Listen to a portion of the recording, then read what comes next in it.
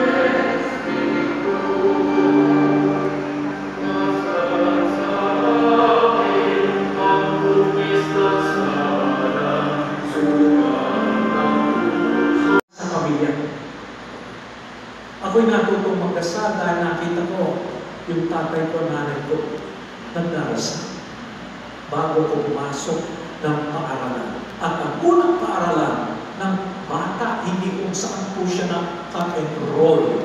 Unang eskwela ay ang pamilya. Doon napupulot natin, napapag-aralan natin, nakukuha natin, pinapamana yung magandang ugali. Halimbawa, maging mapasalamat, paggalang, yung very thoughtful, very generous. Saan nakagaling yan? Sa pamilya. Bakit marunong magkatuwala? Hindi naman tayo, nakita tayo. So, marami tayong pangarap kung ito ay matutupad kapag tayo ay lagi naglalakbay kasama ang Diyos.